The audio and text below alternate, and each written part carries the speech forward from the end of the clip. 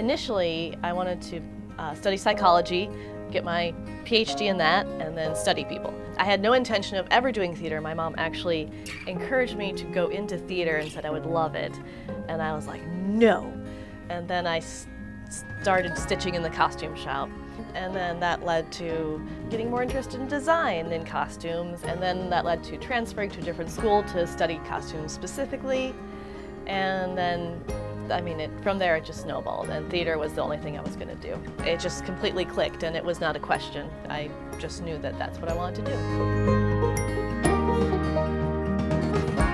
Well, I was always interested in drawing. Then I was constantly making like little dolls and then dressing them in little outfits I would sew for them, and then drawing different like porcelain dolls and designing them. And I'd watch the QVC, the shopping channel had a porcelain doll hour that I would always try to watch because they would talk about the costumes that the dolls would wear. So I'd learn the names for like, this is the bodice and this is the petticoat and this is a Victorian look because of this bustle, and then I'd design my own costumes for the dolls. And then I really should have known, but no one tells you, oh, you could be a costume designer, because it's not really a super common profession, I think.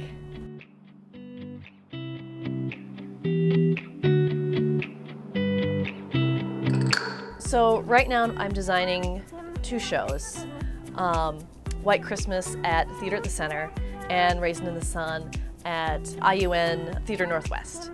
They're also in the same period, which is interesting. They're both set in the 50s. Very different types of stories though.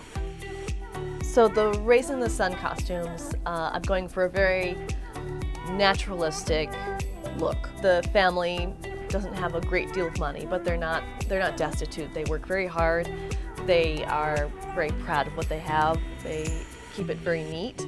It might be a little worn, but it's kept well. Everything is kept well and shows care.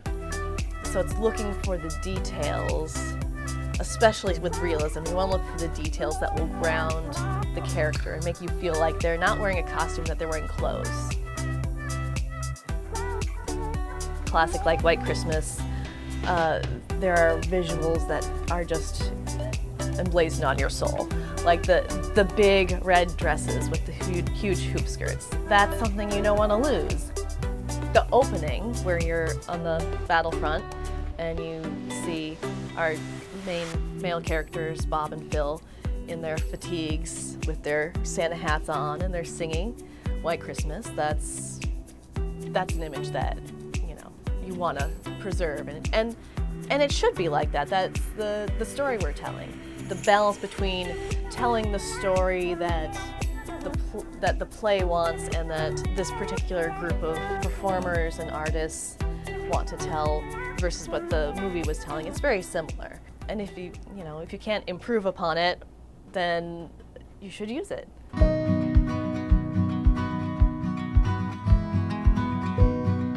It's amazing, and I love the psychological aspect, I love the sociological aspect, I love the historical aspect, because there's something about this job where you're researching all these different plays and time periods and places and people, and so I'll delve into the minutiae of things I never even thought I wanted to know about. I originally wanted to go into psychology, but fashion and costume and the history of fashion and how people dress themselves is psychology. There's so many indicators of who a person is just by looking at what they're wearing, and the time period they're in, and the place they are, and the socioeconomic status, and there's just so much to be said in how a person dresses.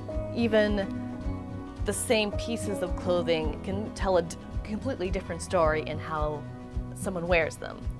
And studying the history of costume is parallel to studying the history of the world.